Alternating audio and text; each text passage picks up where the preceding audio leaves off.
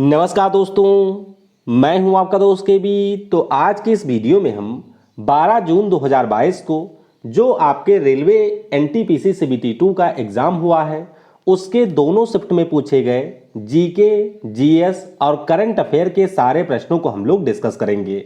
तो आपकी सुविधा के लिए यहाँ पर जो आपके प्रश्न पूछे गए थे उनको मैंने टॉपिक वाइज मेंशन कर दिया है और इसी प्रकार से हम लोग वीडियो में यहाँ पर डिस्कस करेंगे। तो आने वाले समय में जिनका भी एग्ज़ाम है उनके लिए यह वीडियो काफ़ी ज़्यादा हेल्पफुल होने वाली है। वीडियो की हम लोग शुरुआत करें उससे पहले मैं आपको बता दूं कि अनअकैडमी ऐप के ऊपर आप सभी के लिए जो एसएससी और रेलवे एग्ज़ाम की तैयारी कर रहे हैं एक फ्री टेस्ट सीरीज की शुरुआत की गई है। तो नीचे डिस्क्रिप्शन में आपको उस टेस्ट सीरीज के लिए लिंक मिल जाएगा, उस पर क्लिक करके यूज करिएगा कोड KV10 और आप इस फ्री टेस्ट में एनरोल कर सकते हैं। टेस्ट की खास बात यह है कि यहाँ पर आपको सारे मॉक टेस्ट मिलेंगे एसएससी और रेलवे के लिए। सेक्शन वाइज टेस्ट भी यहाँ पर आप लोग दे सकते हैं और जो आपके एसएससी एमटीएस हवलदार की परीक्षा होने वाली है उसके लिए हर गुरुवार को 12 बजे एक फुल मॉक टेस्ट होता है, इसे भी आप लोग यहाँ पर ज्वाइन कर सकते हैं। तो टीसीएस के बिल्कुल लेटेस्ट पैटर्न के ऊपर ये टेस्ट सीरीज आपको यहाँ पर मिलेगी। इसके अलावा अनअकैडमी के ऊपर मेरी लाइव क्लास भी होती है जिसमें हम लोग इस समय टॉपिक वाइज जीके डिस्कस कर रहे हैं आपके एनटीपीसी सीबीटी 2 और अन्य एग्जाम के लिए। तो ये क्लासेस भी आप लोग ज्वाइन कर सकते हैं। क्लास बिल्कुल फ्री है। डिस्क्रिप्शन में आपको मेरी प्रोफाइल की लिंक मिलेगी, उस पर क्लिक करके आप मुझे अनअकैडमी के ऊपर फॉलो कर सकते हैं। बाकी अगर आपके किसी भी प्रकार के सवाल या डाउट होते हैं, अनअकैडमी के किसी कोर्स के बारे में आपको जानकारी चाहिए या फिर किसी कोर्स पर आपको मैक्सिमम डिस्काउंट चाहिए, तो ये मेरा व्हाट्सएप नंबर है। आप इस नंबर के ऊपर मुझसे डायरेक्टली कांटेक्ट कर सकते हैं। तो चलिए अब इस वीडियो की हम शुरुआत करते हैं। तो सबसे पहले हम लोग जो आपके प्रश्न करंट अफेयर वाले सेक्शन से पूछे गए थे उन सारे प्रश्नों को हम लोग करेंगे डिस्कस। तो ये प्रश्न आपके 2022 के करंट अफेयर से पूछा गया था कि जनवरी 2022 में भारत का जो पहला ओपन रॉक संग्रहालय है ये कहाँ पर स्थापित किया गया। तो ध्यान रखिएगा, ये जो ओपन रॉक संग्रहालय है इसकी स्थापना हैदराबाद में की गई है और हमारे जो केंद्रीय मंत्री हैं जितेंद्र सिंह जी, उनके द्वारा इसका उद्घाटन किया गया था। अगला प्रश्न पूछा गया कि इजराइल की जो रफाइल एडवांस डिफेंस सिस्टम है उसके द्वारा पाइथन 5 नाम से एक मिसाइल बनाई गई है। तो ये हमारी किस प्रकार की मिसाइल है। ध्यान रखिएगा, जो हमारी ये पाइथन 5 मिसाइल है यह एक हवा से हवा में मार करने वाली मिसाइल है, यानी कि यह एक एयर टू एयर मिसाइल है। और आपको ये भी याद रखना है कि पिछले साल अप्रैल महीने में जो हमारे यहाँ पर DRDO है, DRDO के द्वारा इस मिसाइल का गोवा में परीक्षण किया गया था और उस समय इस मिसाइल को हमने तेजस विमान से फायर किया था। तो ये भी आपको याद रखना है। अगला प्रश्न पूछा गया था कि वर्ष 2019 में आर्कियोलॉजिकल सर्वे ऑफ इंडिया के जरिए एक खुदाई की गई थी और इस खुदाई के दौरान एक हमारे भगवान बुद्ध की आदमकद प्रतिमा मिली थी। तो आपको बताना है कि ये खुदाई कौन से राज्य में की गई थी। तो ध्यान रखिएगा, ये खुदाई आपके तेलंगाना राज्य में की गई थी। ऑप्शन इसका तेलंगाना हो जाएगा करेक्ट। अगला प्रश्न पूछा गया कि वर्ष 2021 में जो विश्व खाद्य पुरस्कार है इससे किसे सम्मानित किया गया। तो हमारी भारतीय मूल की एक साइंटिस्ट हैं जिनका नाम है शकुंतला सिंह, क्या नाम है, शकुंतला हरक सिंह थिलस्टेड, ये इनका नाम है और 2021 में इनको विश्व खाद्य पुरस्कार मिला था। आपको ये भी ध्यान रखना है कि 2020 का जो विश्व खाद्य पुरस्कार है वो डॉक्टर रतनलाल को मिला था। 2022 के लिए भी ये पुरस्कार दिया जा चुका है जो कि डॉक्टर सिंथिया रोजन वेग को मिला है। तो ये सारे नाम आप ध्यान रखिएगा। अगला प्रश्न पूछा गया कि वर्ष 2021 में फुकुओका पुरस्कार के अंतर्गत किस पत्रकार को ग्रैंड प्राइज दिया गया। तो ये जो ग्रैंड प्राइज है वो मिला है हमारे पत्रकार पी साईनाथ को। किसे दिया गया? पी साईनाथ को ये पुरस्कार दिया गया है। अगला प्रश्न पूछा गया कि टोक्यो ओलंपिक में हमने किस देश को हराकर कांस्य पदक जीता था। तो भारत की बात करें, 41 सालों के बाद भारत ने पहली बार आपके ओलंपिक में मेडल जीता है और ये मेडल हमने जर्मनी को हरा करके जीता था। आपको ध्यान रखना है। तो सही उत्तर हो जाएगा यहाँ पर जर्मनी। वैसे अगर हम लोग अपने देश की बात करते हैं तो हमने हॉकी में टोटल 8 गोल्ड मेडल यहाँ पर जीता हुआ है। अगला प्रश्न पूछा गया था कि वर्ष 2021 में आयोजित एशियन आमेच्योर बॉक्सिंग चैंपियनशिप में भारत ने कितने स्वर्ण पदक जीते थे। तो अगर हम लोग इस आमेच्योर बॉक्सिंग चैंपियनशिप की बात करें तो भारत ने यहाँ पर सिर्फ 2 ही स्वर्ण पदक जीते थे और हमारे पदकों की संख्या इसमें थी 15। ध्यान रखिएगा, इसमें भारत चौथे स्थान पर था। लेकिन कुछ लोगों के द्वारा बताया गया कि यहाँ पर AIBA का जो यूथ बॉक्सिंग चैंपियनशिप है उससे प्रश्न पूछा गया था। तो ये वाला आपके पोलैंड में आयोजित हुआ था।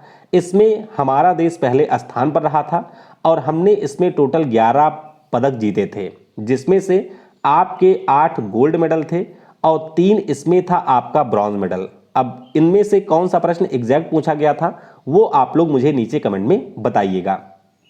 अगला प्रश्न पूछा गया कि वर्ष 2021 में सोमनाथ मंदिर में जो पार्वती मंदिर है इसकी आधारशिला किसने रखी। तो ये जो आधारशिला है ये हमारे PM नरेंद्र मोदी के द्वारा पिछले साल गुजरात विजिट दौरान रखी गई थी।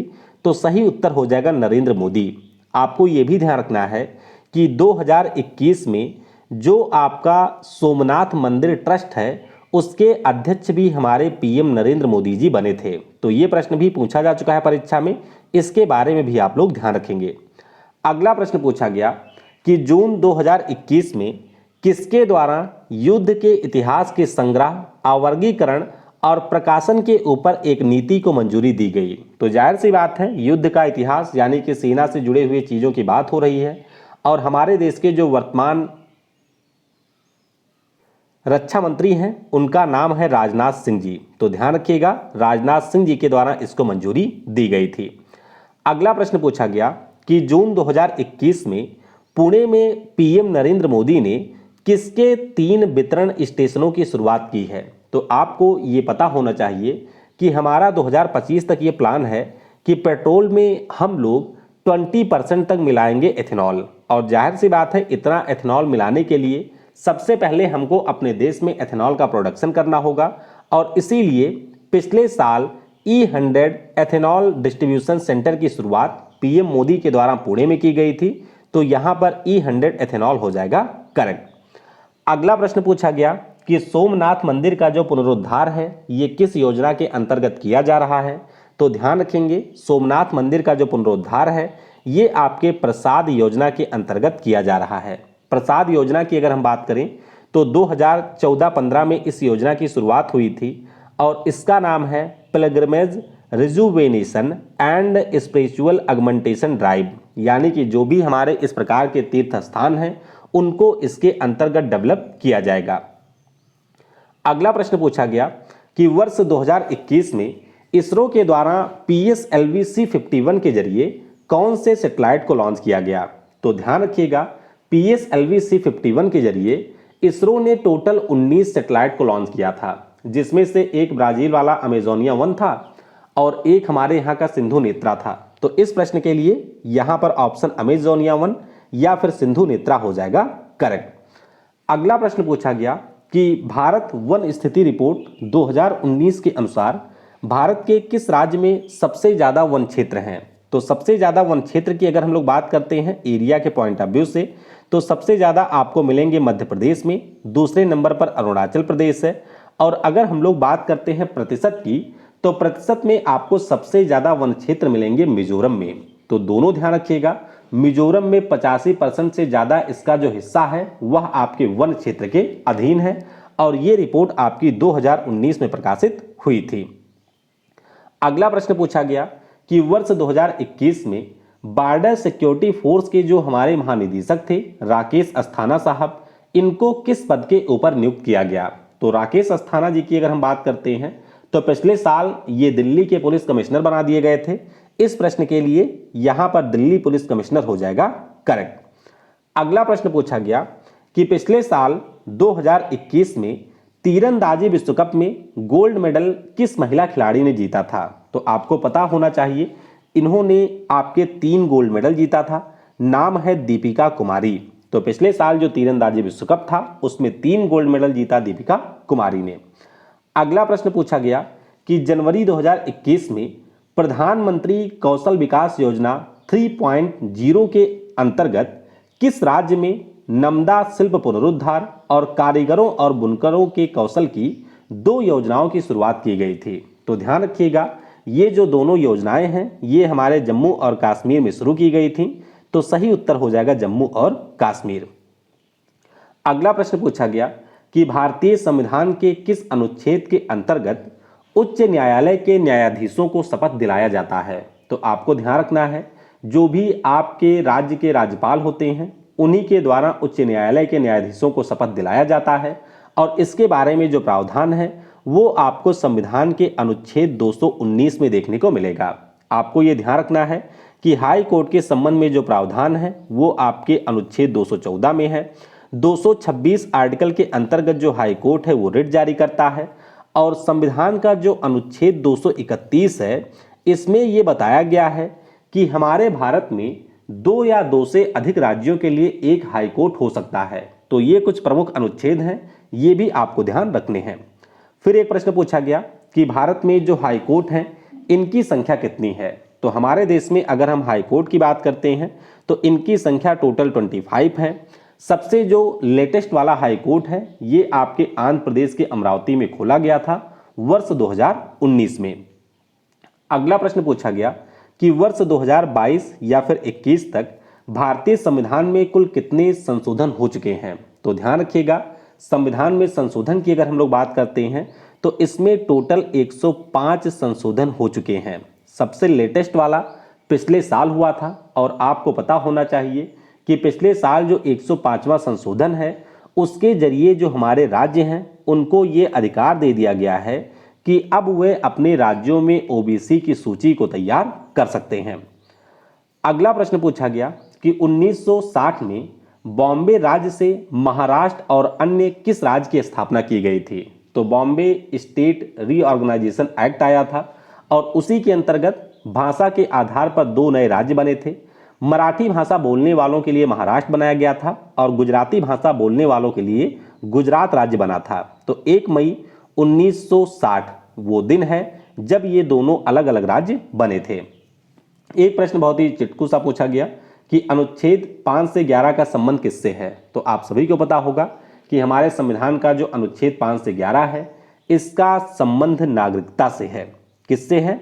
इसका संबंध आपके नागरिकता से है। फिर एक प्रश्न पूछा गया था कि विधानसभा चुनाव में बड़े राज्यों में उम्मीदवारों के खर्च की जो सीमा है वह 28 लाख से बढ़ाकर कितनी की गई है। तो ध्यान रखिएगा, जो भी आपके बड़े राज्य हैं वहां पर यह सीमा 28 लाख से बढ़ा करके 40 लाख की गई है। छोटे राज्यों की अगर हम लोग बात करते हैं तो यहां पर 20 से बढ़ाकर 28 लाख की गई है।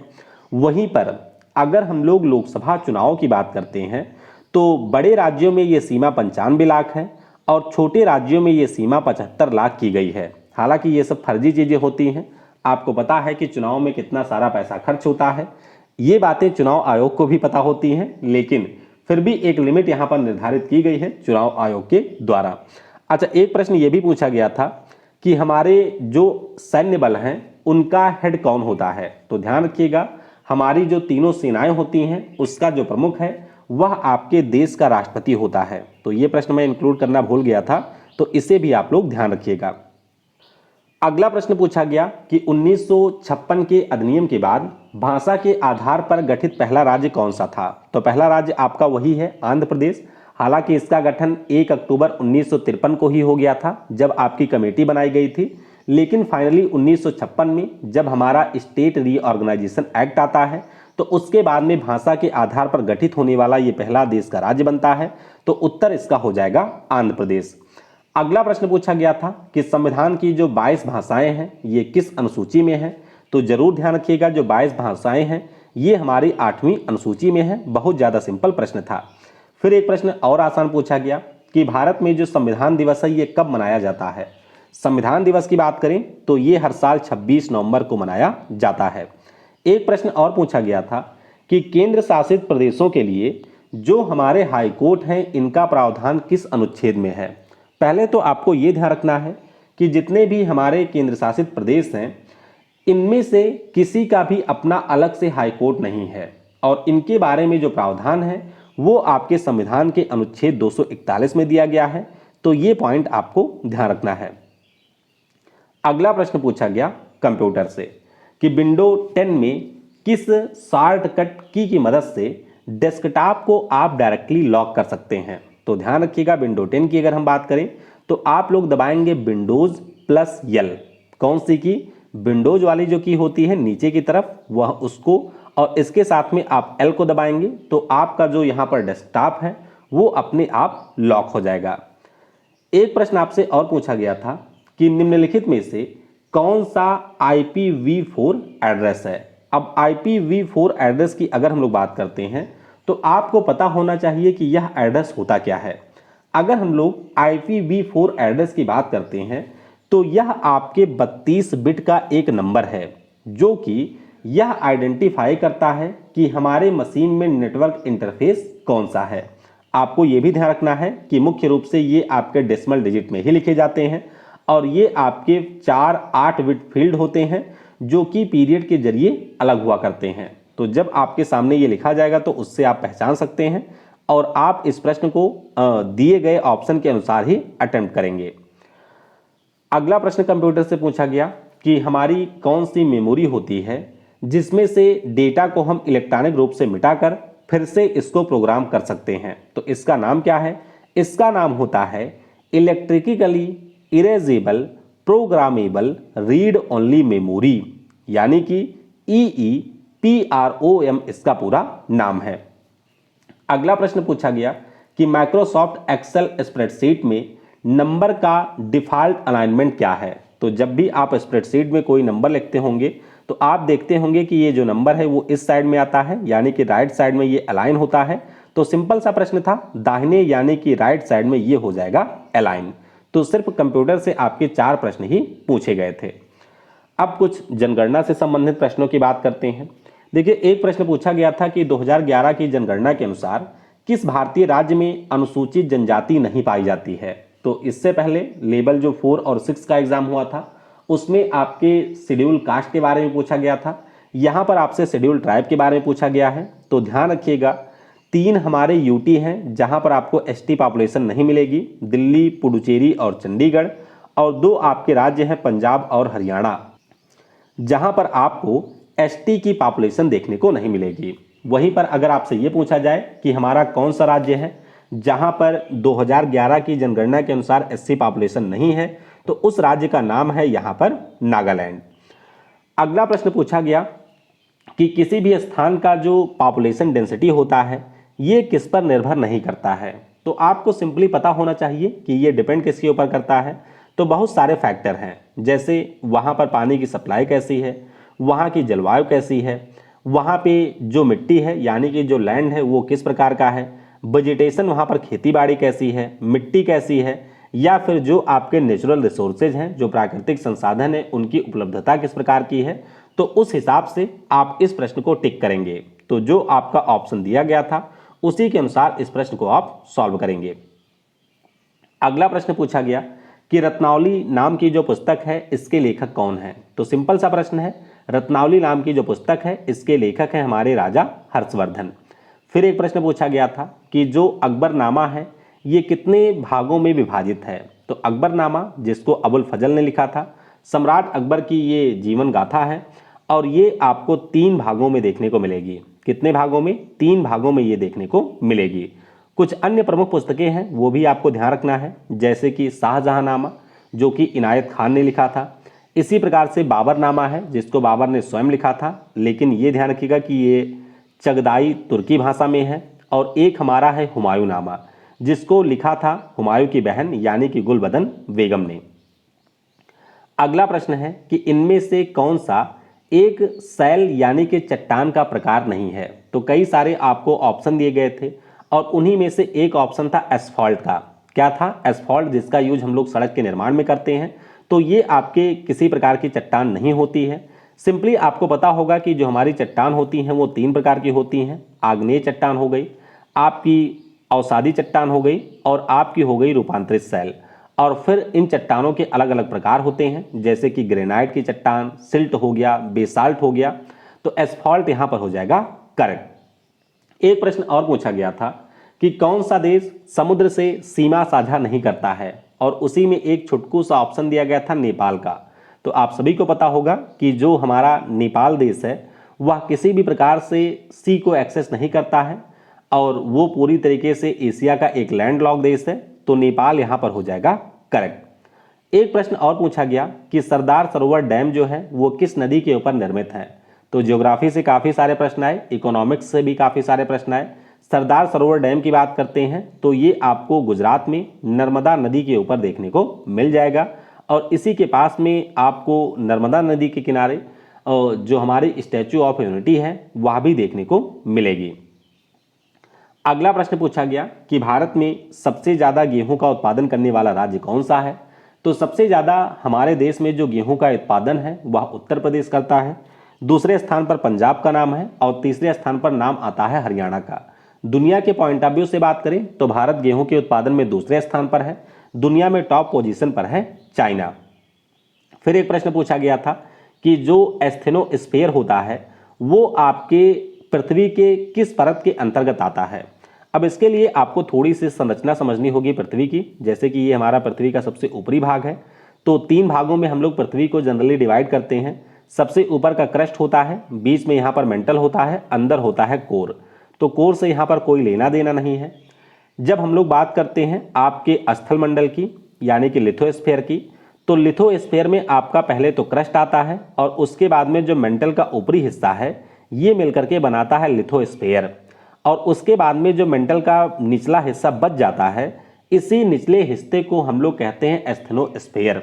तो ध्यान रखिएगा ये आपके मेंटल के निचले हिस्से में आता है जिसका नाम होता है एस्थेनोस्फीयर। बाकी स्थल मंडल की बात करें तो जो हमारा सबसे ऊपरी हिस्सा है जिसे आप लोग क्रस्ट कहते हैं और ऊपरी मेंटल को मिला करके ये बनता है आपका लिथोस्फीयर। फिर एक प्रश्न पूछा गया था, आपको याद होगा उस दिन हम लोगों ने क्लास में भी इसको डिस्कस किया था कि निग्रोइड्स प्रजाति किस महाद्वीप में पाई जाती है। तो निग्रोइड्स प्रजाति की अगर हम लोग बात करते हैं तो मुख्य रूप से जो आपके भूमध्य रेखा पर बसे हुए देश हैं यहाँ पर आपको ये प्रजाति मिलेगी, लेकिन मुख्य रूप से ये प्रजाति जो है वो आपको अफ्रीका महाद्वीप में मिलती है। एक प्रश्न और पूछा गया कि अमेजन वर्षा वन किस महाद्वीप में पाए जाते हैं। तो सिंपल सा प्रश्न है, अमेजन वर्षा वनों की बात करते हैं तो ये आपको दक्षिण अमेरिका में देखने को मिलेंगे। एक प्रश्न और पूछा गया था कि राजा की जो घाटी है वो किस देश में स्थित है, यानी कि वैली ऑफ किंग किस देश में स्थित है। तो ये वैली आपको मिल जाएगी मिस्र में। अच्छा, मिस्र का नाम आया है तो आपको ये जरूर ध्यान रखना है कि इस साल United nation convention on climate change का जो COP27 है वो आपके मिस्र देश में ही आयोजित किया जाएगा। एक घाटी और पूछी जाती है जो कि तंबाकू की खेती के लिए फेमस है, उस घाटी का नाम है इजमीर। क्या नाम है? इजमीर इस घाटी का नाम है जो कि आपको मिलेगी टर्की में। तो इजमीर घाटी के बारे में भी आप लोग ध्यान रखेंगे। एक प्रश्न और पूछा गया था कि इनमें से कौन सा बंदरगाह है जो कि पश्चिमी तट पर स्थित है। तो पश्चिमी तट पर स्थित बंदरगाहों की बात करें तो ऑप्शन में एक हमारा कोचीन दिया गया था, बाकी आपका वो था पाराद्वीप वगैरह यानी कि पूर्वी तट वाले बंदरगाह थे। पश्चिमी तट की अगर हम लोग बात भी करते हैं तो आपका सबसे ऊपर कांडला हो जाएगा, फिर आपका न्यावा सीवा है यानी कि जवाहरलाल नेहरू पोर्ट है, फिर आपका मुंबई पोर्ट है, यहीं पर आपका एक वधावन पोर्ट बना है, एक आपका मर्मुगांव पोर्ट है। तो ये सारे आपको पश्चिमी तट पर देखने को मिलेंगे। भारत में अगर हम लोग बड़े बंदरगाहों की बात करते हैं तो इनकी संख्या टोटल 13 है। अगला प्रश्न पूछा गया कि केप कमोरिन किस राज्य में स्थित है। तो केप कमोरिन का सिंपल सा मतलब होता है कन्याकुमारी। क्या नाम है? कन्याकुमारी इसका नाम है और ये आपको मिलेगा तमिलनाडु में। आप सभी को पता होना चाहिए कि हमारे भारत की जो मुख्य भूमि है, मुख्य भूमि पर जो आपकी सबसे दक्षिणी बिंदु है उस दक्षिणी बिंदु को ही हम लोग कहते हैं केप कमोरिन या इसे कहा जाता है कन्याकुमारी। एक प्रश्न और पूछा गया कि सैंटोस जिसे विश्व का कहवा बंदरगाह भी कहा जाता है ये किस देश में स्थित है। तो ये प्रश्न भी मैं आपको कई बार करवा चुका हूं। सैंटोस जिसे आप लोग कॉफी पोर्ट भी कहते हैं ये आपको मिलेगा ब्राजील में। और आपको ये अच्छे से पता होगा कि ब्राजील दुनिया में कॉफ़ी के उत्पादन में नंबर 1 है और दुनिया के अन्य देशों में जो आपकी कॉफ़ी सप्लाई होती है वह इसी बंदरगाह से सप्लाई होती है, इसीलिए इसे हम लोग कॉफी पोर्ट भी कहते हैं। अगला प्रश्न पूछा गया था कि विश्व में सबसे खारा समुद्र कौन सा है। तो वैसे अगर हम लोग बात करते हैं खारेपन की तो आप लोग अक्सर नाम सुनते होंगे डेड सी का, जो कि आपको इजराइल और जॉर्डन की बाउंड्री पर मिलेगा। लेकिन ऑप्शन में आपका डेड सी यहां पर नहीं था। ऑप्शन में क्या क्या दिया था? तो ऑप्शन में आपका बाल्टिक सागर था, भूमध्य सागर था, स्लेबस सागर था जो कि आपके इंडोनेशिया के पास में है, और आपका था लाल सागर। तो अगर हम लोग इन चारों सागरों को ध्यान दें तो सबसे ज़्यादा जो खारापन है यानी कि जो सैलिनिटी है वो आपको स्लेबस सागर में देखने को मिलेगी, जो कि इंडोनेशिया के पास में है। तो स्लेबस सागर हो जाएगा यहाँ पर करेक्ट। अगला प्रश्न पूछा गया कि हुली वेसा किस राज्य का फोक डांस है। तो ऑलरेडी मैं ये प्रश्न आपको कई बार करवा चुका हूँ। हुली वेसा डांस की बात करते हैं तो ये हमारे कर्नाटक राज्य में किया जाता है। कल रात का जो टेस्ट हुआ था उसमें भी हम लोगों ने इसे डिस्कस किया था। इसके अलावा कर्नाटक की बात करते हैं तो यहाँ के दो और डांस हैं जो कि काफ़ी पूछे जाते हैं। एक डांस का नाम है यक्षगान और एक डांस का नाम है ढोलू कुनिथा। तो ये दोनों डांस भी आप लोग ध्यान रखिएगा।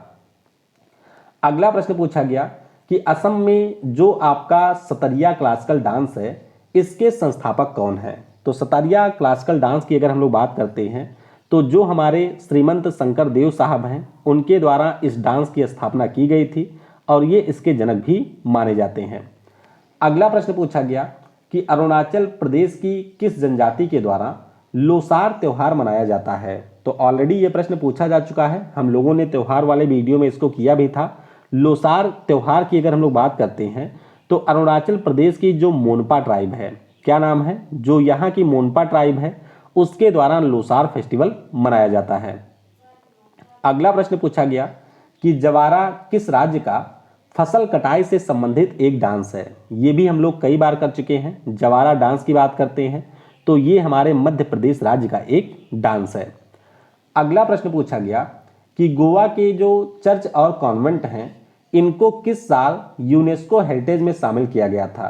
तो गोवा के जो आपके चर्च और कॉन्वेंट हैं इनकी संख्या बहुत सारी है और इन सभी को साल 1986 में यूनेस्को के द्वारा वर्ल्ड हेरिटेज साइट की श्रेणी में शामिल किया गया था।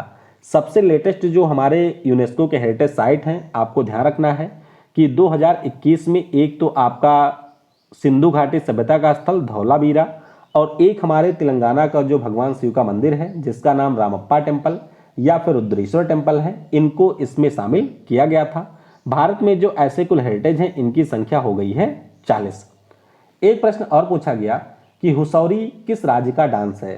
तो हुसौरी डांस की बात करें, ये बिल्कुल नया डांस है जो कि पूछा गया था और ये डांस है आपके असम का। कहाँ का है? हुसौरी डांस आपके असम राज्य से बिलोंग करता है। अगला प्रश्न पूछा गया कि आल्हा लोकगीत जो है ये किस राज्य में गाया जाता है। तो आल्हा लोकगीत की अगर हम लोग बात करते हैं तो ये आपके बुंदेलखंड रीजन में गाया जाता है। अब बुंदेलखंड की बात करें तो वह रीजन आपको एमपी में भी मिलेगा और बुंदेलखंड का जो रीजन है वो आपको मिलेगा यूपी में भी। हालांकि ऑप्शन में मध्य प्रदेश नहीं दिया गया था, उत्तर प्रदेश था, तो इसीलिए आप लोग उत्तर प्रदेश को कर देंगे टिक। आल्हा उदल की बहुत सारी कहानियां आपने सुनी होंगी। तो जो हमारे चंदेल राजा परिमल थे उन्हीं के सेनापति थे जिनका नाम था आल्हा और उदल। फिर एक प्रश्न पूछा गया कि नागालैंड की जो कोन्याक जनजाति है इसके द्वारा कौन सा त्यौहार मनाया जाता है। तो ये भी बिल्कुल नए टाइप का प्रश्न था। नागालैंड की जो कोन्याक जनजाति है इसके द्वारा मनाए जाने वाले त्यौहार का नाम है ओलेंग। क्या नाम है? ओलेंग इस त्यौहार का नाम है जो कि नागालैंड की कोन्याक ट्राइब के द्वारा मनाया जाता है। फिर एक प्रश्न पूछा गया था कि जिया मोहिउद्दीन डागर ये हमारे कौन से वाद्य यंत्र से संबंधित है। तो वाद्य यंत्र के ऊपर जो हम लोगों ने क्लास की थी उसमें आपका शायद 27वां जो प्रश्न था वो इसी से जुड़ा हुआ था, उसके एक्स्ट्रा फैक्ट से ये प्रश्न आया हुआ है। ध्यान रखिएगा जो हमारे जिया मोहिउद्दीन डागर हैं ये आपके रुद्र वीणा से संबंधित हैं। इसके अलावा जो हमारी ज्योति हेगड़े हैं, असद अली खान हैं, ये भी आपके रुद्र वीणा को बजाने वाले कलाकार हैं। अगला प्रश्न पूछा गया कि ओलंपिक खेलों में व्यक्तिगत तौर पर 2 पदक जीतने का जो रिकॉर्ड है ये किसके नाम पर है। तो ओलंपिक खेलों में 2 पदक जीतने का जो रिकॉर्ड है ये आपके पीवी सिंधु और सुशील कुमार के नाम पर है। आपको पता होना चाहिए कि सुशील कुमार ने 2008 में ब्रॉन्ज, 2012 में सिल्वर मेडल जीता था।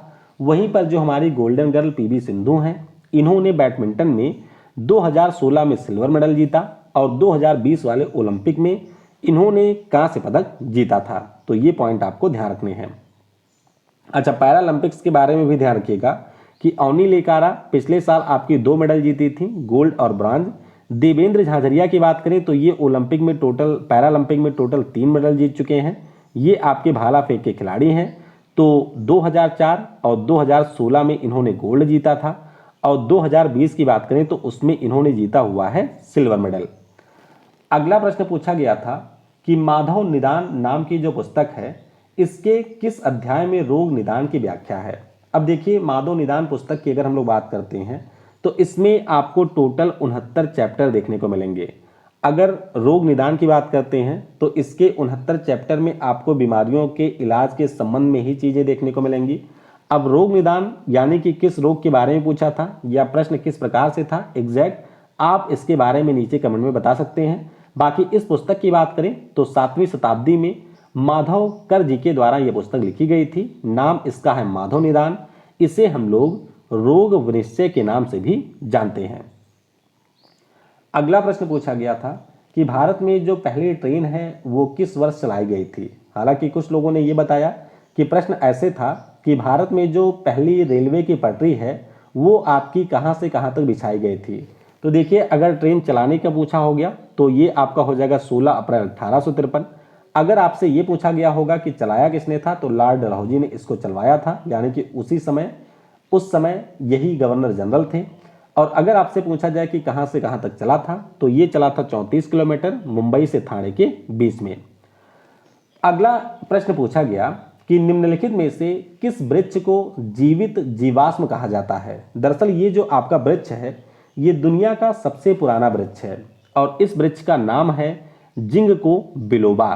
क्या नाम है? जिंगको बिलोबा, या जिंगको भी इसे कहा जाता है, या फिर इसे हम लोग मेडन हेयर ट्री के नाम से भी जानते हैं।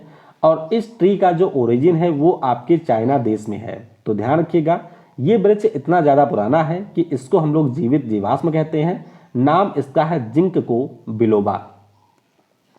एक प्रश्न और पूछा गया था कि एक टैडपोल के मेढक में बदलने की जो प्रक्रिया है इसको क्या कहा जाता है। तो आप लोग यहाँ पर देख सकते हैं कुछ इस प्रकार से ये टैडपोल होता है, फिर आपके ये 2 पैरों वाला टैडपोल बनता है, फिर आपका 4 पैरों वाला ये फ्रॉग बनता है और फाइनली ये ग्रो होता है एक अडल्ट फ्रॉग में। तो आपको ये ध्यान रखना है, इस प्रक्रिया को कहा जाता है मेटामॉर्फोसिस। तो मेटामॉर्फोसिस की ये जो प्रक्रिया है वह केवल मेढक में नहीं होती है, आपकी जो तितली वगैरह होती हैं उनमें भी इसी प्रकार का परिवर्तन होता है। तो ध्यान रखिएगा, मेटामॉर्फोसिस इसका नाम है। अगला प्रश्न भी साइंस से पूछा गया कि जब हम लोग फेरस सल्फेट को गर्म करते हैं तो कौन सी अभिक्रिया होती है। देखिए, सिंपल सा प्रश्न था। अगर आप लोग फेरस सल्फेट को गर्म करेंगे तो इसमें आपका जल भी होता है। गर्म करेंगे तो पहले पानी इसमें से निकल जाएगा, उसके बाद में इसको आप लोग फर्दर और ज़्यादा गर्म करेंगे तो यहाँ पर आपके अपघटन की अभिक्रिया होती है। यानी कि ये जो पूरा फेरस सल्फेट है ये आपके कई पार्ट में टूट जाता है, जैसे कि Fe2O3, SO2 और SO3। इसके अलावा यहाँ पर पानी भी निकलता है। तो ये सिंपली आपकी एक अपघटन अभिक्रिया रही है। एक प्रश्न और पूछा गया कि लैंगिक जनन में नर और मादा युग्मक जब मिलते हैं तो ये आपके क्या बनाते हैं। तो ये बनाते हैं युग्मनज, जिसे आप लोग गायोटी भी कहते हैं। तो सिंपल सा प्रश्न था, युग्मनज या फिर गायोटी का निर्माण इनके द्वारा किया जाता है। अगला प्रश्न पूछा गया कि 2022 तक प्राप्त जानकारी के अनुसार जो हमारी आधुनिक आवर्त सारणी है इसमें कुल कितने तत्व हैं। आप सभी को पता होगा कि हेनरी मोजले के द्वारा 1913 में आपके आधुनिक आवर्त सारणी का निर्माण किया गया था। इसमें जो आपके एलिमेंट व्यवस्थित हैं वो आपके परमाणु क्रमांक के आधार पर व्यवस्थित किए गए थे और इसमें टोटल जो एलिमेंट हैं इनकी संख्या है 118। और आपको ये भी ध्यान रखना है कि इन 118 तत्वों में से आपके 94 एलिमेंट ऐसे हैं जो कि पूरी तरीके से नेचुरल हैं। अगला प्रश्न पूछा गया कि निम्नलिखित में से सबसे दुर्बल अम्ल कौन सा है। देखिए, दुर्बल अम्ल से जब भी प्रश्न पूछा जाता है तो ऑप्शन में आपको एसिटिक अम्ल जरूर मिलेगा। मुझे तो लगता है कभी एसिटिक अम्ल केस भी कर सकता है कि दुर्बल अम्ल की जब भी बात होती है तो हमेशा ऑप्शन में वही मिलता है और इस बार भी ऑप्शन में यही एसिटिक अम्ल दिया गया था। बाकी अगर हम लोग स्ट्रॉन्ग एसिड की बात करते हैं तो आपका जो H2SO4 है सल्फ्यूरिक अम्ल, नाइट्रिक अम्ल यानी कि HNO3 और हाइड्रोजन क्लोराइड, ये सारे हमारे यहाँ पर प्रबल अम्ल हैं। बाकी किसी ने ये बताया कि दुर्बल क्षार के बारे में पूछा गया था, तो आपको ध्यान रखना है ये जितने क्षार आपके सामने हैं, चाहे अमोनिया हो गया, चाहे एल्यूमिनियम हाइड्रोक्साइड हो गया, लेड हाइड्रोक्साइड हो गया, ये सारे आपके दुर्बल क्षार के उदाहरण हैं। अगला प्रश्न पूछा गया कि कौन सा हार्मोन है जो कि आपके भूख की दर को बढ़ा देता है या फिर हमको ये महसूस कराता है कि हमको भूख लगी है। तो ध्यान रखिएगा, इस हार्मोन का नाम है घ्रेलिन। तो इसे हम लोग कई बार हंगर हार्मोन भी कहते हैं। घ्रेलिन इस हार्मोन का नाम है। अगला प्रश्न पूछा गया था कि कुटुंबश्री गरीबी उन्मूलन कार्यक्रम किस राज्य में शुरू किया गया था। तो ये प्रश्न पिछले साल भी एसएससी के किसी एग्जाम में आया था। कुटुंबश्री गरीबी उन्मूलन कार्यक्रम की बात करते हैं तो ये हमारे केरल राज्य की योजना है और यहाँ पर 1998 में पीएम अटल बिहारी वाजपेयी जी के द्वारा इस योजना की शुरुआत की गई थी। एक प्रश्न और पूछा गया कि वाल्मीकि अंबेडकर मलिन बस्ती योजना किस वर्ष शुरू की गई थी। अब देखिए, यहाँ पर कुछ लोगों ने बताया कि योजना किस लिए शुरू की गई थी, कुछ ने बताया ये कब शुरू की गई थी।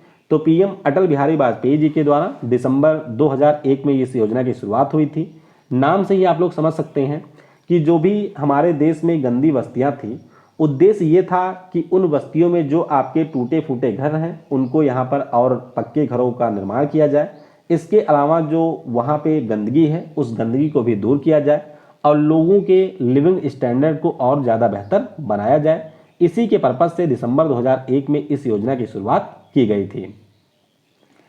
अब आते हैं इकोनॉमिक्स वाले सेक्शन पर, क्योंकि यहाँ से भी बहुत सारे प्रश्न आपके परीक्षा में पूछे गए हैं।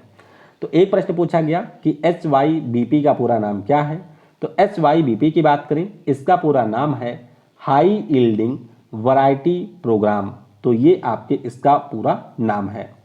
अगला प्रश्न पूछा गया था कि किसी देश की कुल राष्ट्रीय आय में कुल जनसंख्या से अगर आप भाग देते हैं तो हमें क्या प्राप्त होता है। जाहिर सी बात है, अगर कुल देश की राष्ट्रीय आय 100 रुपये है और इस देश में टोटल 10 लोग निवास करते हैं और 10 से अगर आप 100 में भाग देंगे तो उत्तर आपका आ जाएगा 10, जो सिंपली ये रिप्रेजेंट करता है कि इस देश की जो प्रति व्यक्ति आय है वो आपकी 10 रुपये है। तो प्रति व्यक्ति आय यानी कि पर कैपिटा इनकम को ये रिप्रेजेंट करता है। अगला प्रश्न पूछा गया था, बहुत ही आसान सा था, कि इनमें से कौन सा प्राथमिक क्षेत्र का उदाहरण है। तो इकोनॉमिक्स में जो आपका पशुपालन है, खेती बाड़ी है या फिर खनन वगैरह है, ये हमारे प्राइमरी सेक्टर का उदाहरण है। बाकी जितना भी आपका मैन्युफैक्चरिंग का काम होता है वो आपके सेकेंडरी सेक्टर में आता है और जो भी आपके सेवा क्षेत्र से जुड़े हुए काम हैं वो सारे आपके टर्सरी सेक्टर में आते हैं। अगला प्रश्न पूछा गया कि संसाधनों के प्रति सेट उत्पादित प्रति यूनिट औसत लागत क्या है। तो ध्यान रखिएगा, इसे कहा जाता है औसत उत्पाद। क्या कहा जाता है? औसत उत्पाद इसे कहा जाता है। अगर आप इसका फार्मूला देखेंगे तो जो एवरेज प्रोडक्ट है यानी कि जो औसत उत्पाद है, ये टोटल प्रोडक्ट को लेबर से डिवाइड करने पर आप प्राप्त कर सकते हैं। अगला प्रश्न पूछा गया कि सबसे अधिक जनसंख्या घनत्व वाला देश कौन सा है। देखिए, अगर हम लोग बड़े बड़े देशों की बात करते हैं तो सबसे ज़्यादा जो पॉपुलेशन डेंसिटी है वो बांग्लादेश की है। बांग्लादेश की पॉपुलेशन डेंसिटी 1252 पर्सन पर वर्ग किलोमीटर है। लेकिन अगर हम दुनिया के सारे देशों को मिला लेते हैं, चाहे वह छोटे या बड़े हों, तो सबसे ज़्यादा जो पॉपुलेशन डेंसिटी है वो आपके मोनाको देश की है। मोनाको की बात करें जो कि आपके फ्रांस के अंदर एक छोटा सा देश है, यहाँ की जो पॉपुलेशन डेंसिटी है वह 26,337 व्यक्ति पर वर्ग किलोमीटर है। उसी प्रकार से चाइना का जो मकाऊ है, यहाँ की जो डेंसिटी है वह 21,645 व्यक्ति पर वर्ग किलोमीटर है। तो अब आपके ऑप्शन में क्या दिया गया था उसी के अनुसार यहाँ पर आप टिक करेंगे। अगला प्रश्न पूछा गया कि मौद्रिक कार्रवाई क्या है जिसके माध्यम से जो हमारा केंद्रीय बैंक होता है ये अर्थव्यवस्था में झटके के प्रभाव को सीमित करता है। तो ध्यान रखिएगा, ये जो आपके झटके का प्रभाव सीमित करने का आरबीआई का तरीका है, इस तरीके को कहा जाता है स्टेरिलाइजेशन। क्या? स्टेरिलाइजेशन इस तरीके को कहा जाता है। अगला प्रश्न पूछा गया कि खाद्यान्न उत्पादन में तेजी, रोजगार के अवसर में वृद्धि व कार्य उत्पादकता और खाद्य पर फोकस करते हुए उत्पादकता बढ़ाना हमारे कौन सी पंचवर्षीय योजना का उद्देश्य था? तो ध्यान रखिएगा, जो आपकी 7वीं पंचवर्षीय योजना थी जिसको राजीव गांधी जी के द्वारा 1985 में शुरू किया गया था, उसी का ये सारी चीजें उद्देश्य में रखी गई थी। अगला प्रश्न एक और पूछा गया कि यूनाइटेड नेशन डेवलपमेंट प्रोग्राम के द्वारा कौन से साल में पहली बार मानव विकास सूचकांक जारी किया गया था? तो ह्यूमन डेवलपमेंट इंडेक्स की बात करते हैं। सबसे पहली बार ये 1990 में जारी किया गया था। ध्यान रखिएगा, लास्ट टाइम ये जो रिपोर्ट है वो 2020 में जारी हुई थी, जिसमें आपका नॉर्वे टॉप पोजीशन पर था। हमारे देश भारत की अगर हम बात करते हैं तो हम उस साल 131वें स्थान पर रहे थे। अगला प्रश्न पूछा गया कि मनरेगा एक्ट 2005 के अंतर्गत ग्रामीण क्षेत्रों में कितने दिन काम की गारंटी दी जाती है? तो ये भी मैं आपको कई बार करवा चुका हूं कि ये एक्ट आया था 2005 में, आंध्र प्रदेश में ये लागू हुआ था फरवरी 2006 में, और पूरे भारत में ये 2008 में लागू किया गया था।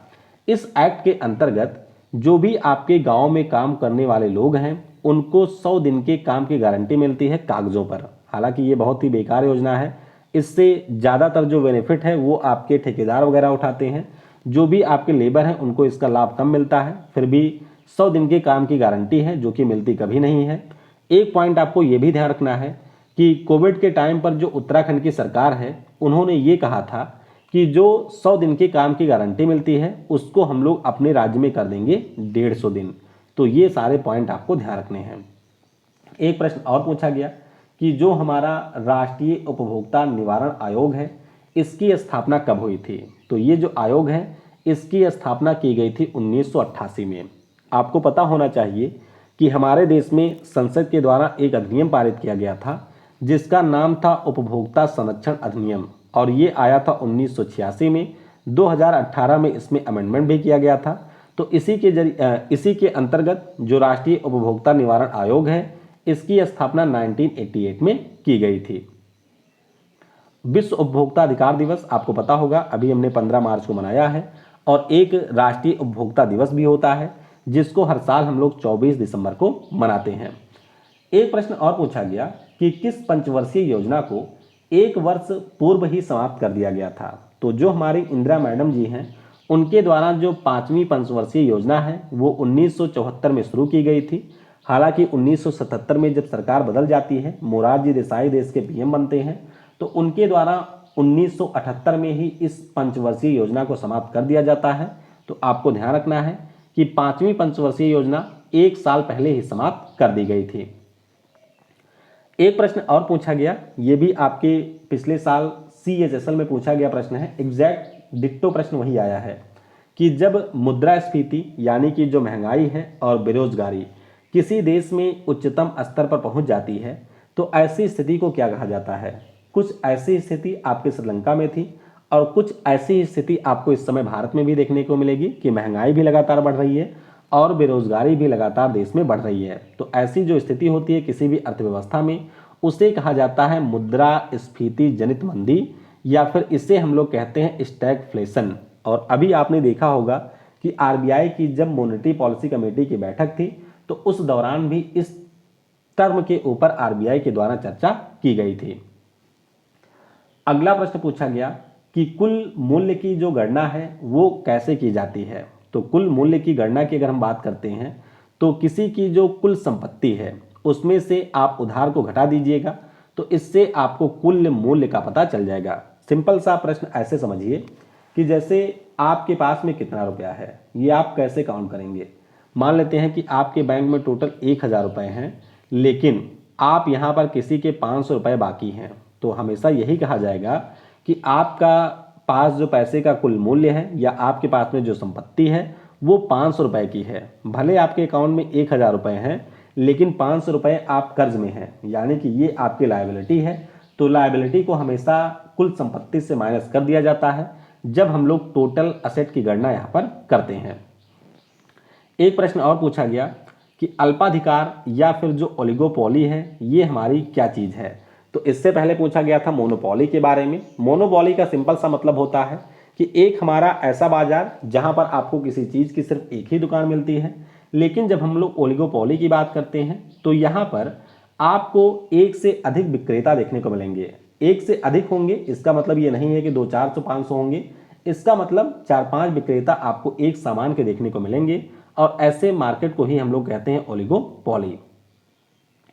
अगला प्रश्न पूछा गया कि जब कोई उपभोक्ता आय में बदलाव के कारण अपने खर्च करने के तरीके में बदलाव करना चुनता है तो फिर इसे क्या कहा जाता है? तो इसे कहा जाता है आय प्रभाव। क्या कहा जाता है? इसे इनकम इफेक्ट कहा जाता है। तो इनकम इफेक्ट हो जाएगा यहां पर करेक्ट। एक प्रश्न और पूछा गया कि ली कार्बूसियर किस वास्तुकला के किस असेंबली के वास्तुकार थे? तो आपको यह पता होना चाहिए कि जो हमारे चंडीगढ़ में सारे मॉन्यूमेंट हैं जिनको 2016 में यूनेस्को ने अपने हेरिटेज में शामिल किया, वो सारी वास्तुकलाओं के जो वास्तुकार हैं वो हमारे ली कार्बूसियर हैं और इनके द्वारा पैलेस सभा चंडीगढ़ और जो आपका कैपिटल कॉम्प्लेक्स है इसको चंडीगढ़ में डिजाइन किया गया था और ये सारे 2016 में यूनेस्को हेरिटेज में शामिल किए गए थे। एक प्रश्न और पूछा गया कि किस मुगल सम्राट के द्वारा दीन पनाह नगर की स्थापना की गई थी? तो दीन पनाह नाम का जो नगर है ये 1533 में सम्राट हुमायूं ने दिल्ली के पास मथुरा वाले रोड पर स्थापित किया था। तो ध्यान रखिएगा दीन पनाह जो नगर है ये हुमायूं के द्वारा 1533 में स्थापित किया गया था। अगला प्रश्न पूछा गया कि भारतीय स्वतंत्रता आंदोलन में भारत की आजादी की पक्षधर ब्रिटिश महिला समाज सेविका कौन थी? तो इनका नाम है एनी बेसेंट। आपको यह भी ध्यान रखना है कि कांग्रेस की ये पहली महिला चेयरमैन भी थी। 1917 में जो आपके कांग्रेस का अधिवेशन कोलकाता में हुआ था उसकी अध्यक्षता एनी बेसेंट जी के द्वारा ही की गई थी। अगला प्रश्न पूछा गया कि सिंधु घाटी सभ्यता का जो रोपण शहर है वो किस राज्य में स्थित है? आईआईटी रोपण का नाम आपने सुना होगा जो कि पंजाब में ही है। तो रोपण शहर भी आपको पंजाब में ही देखने को मिलेगा। फिर एक प्रश्न पूछा गया कि 1856 में नवाब वाजिद अली शाह को निर्वासित करके कहां भेजा गया था? आपको पता होगा कि लॉर्ड डलहौजी ने हड़प की नीति की शुरुआत की थी और उसी दौरान एक बहुत ही फेमस कोट भी दिया गया था डलहौजी के द्वारा कि अवध एक चेरी है जो कि एक दिन हमारे मुंह में आ जाएगा। तो सबसे आखिरी जो हमारे नवाब थे 13वें नंबर के, इनका नाम नवाब वाजिद अली शाह था और इन्हीं को निर्वासित करके कोलकाता में एक स्थान है जिसका नाम मोतिया ब्रुज है, वहां पर अंग्रेजों के द्वारा भेज दिया गया था और अवध वाले रीजन को भी ब्रिटिश टेरिटरी में मिला लिया गया था। अगला प्रश्न पूछा गया कि इंडियन सिविल सर्विस की परीक्षा उत्तीर्ण करने वाले पहले भारतीय कौन थे? तो ये प्रश्न तो आपने बचपन से ही पढ़ा होगा। सत्येंद्र नाथ टैगोर इनका नाम है। 1865 में इन्होंने आपकी सबसे टफ मानी जाने वाली उस समय की आईसीएस परीक्षा को उत्तीर्ण किया था। इस समय की भी सबसे टफ यही परीक्षा होती है। अगला प्रश्न पूछा गया कि हर्षवर्धन किस वंश के शासक थे? तो हर्षवर्धन के बारे में पहले भी आ चुका है। ध्यान रखिएगा जो पुष्य भूति राजवंश था उसी के शासक हर्षवर्धन थे और इसकी राजधानी आपके कन्नौज शहर में थी। फिर एक प्रश्न पूछा गया कि जो बेगमपुरी मस्जिद है इसका निर्माण किसने करवाया था? तो बेगमपुरी जो मस्जिद है इसका निर्माण मोहम्मद तुगलक के द्वारा 1350 ईस्वी में करवाया गया था। तो ध्यान रखिएगा बेगमपुरी मस्जिद आपको दिल्ली में मिलेगी और मोहम्मद बिन तुगलक ने इसका निर्माण 1350 में करवाया था। आखिरी प्रश्न जो पूछा गया कि भारत में पहला परमाणु संयंत्र कहां पर स्थापित किया गया था? तो भारत का जो पहला परमाणु संयंत्र है यह स्थापित किया गया था महाराष्ट्र के तारापुर में और ध्यान रखिएगा इसमें अमेरिका ने हमारा सहयोग किया था और इस संयंत्र ने 1969 से काम करना शुरू कर दिया था। ध्यान रखिएगा कि हमारे देश में जो टोटल पावर प्लांट हैं इनकी संख्या 7 है और इसमें आपकी 23 भट्टियां इस समय काम कर रही हैं। सबसे लेटेस्ट वाला जो हमारा एटॉमिक पावर प्लांट है वो आपका कुडनकुलन वाला है जो कि तमिलनाडु में है, जो कि हमने रूस के सहयोग से स्थापित किया था और ये आपके भारत की सबसे अधिक क्षमता वाला परमाणु प्लांट भी है जिसमें आपको 1000 मेगावाट की 2 भट्टियां देखने को मिलेंगी। तो ये सारे फैक्ट आपको अच्छे से ध्यान रखने हैं। तो इस प्रकार से जो भी आपके सबसे ऑथेंटिक प्रश्न थे उन सारे प्रश्नों को हमने डिस्कस कर लिया है। इसके अलावा भी अगर आपको कुछ प्रश्न याद हैं तो वह आप नीचे कमेंट में बता सकते हैं या फिर अगर इसमें से कोई प्रश्न नहीं आया था तो वह भी आप मुझे नीचे कमेंट में बता सकते हैं। वीडियो को समय देने के लिए आपको बहुत बहुत धन्यवाद। इसकी जो पीडीएफ फाइल है वह आपको kvguruji.in या फिर केवी गुरुजी टेलीग्राम चैनल दोनों पर मिल जाएगी। जहां से आपको सुविधा हो वहां से आप डाउनलोड कर सकते हैं। Thanks for watching. जय हिंद, जय भारत, और सबसे जरूरी, पढ़ेगा भारत तो बढ़ेगा भारत।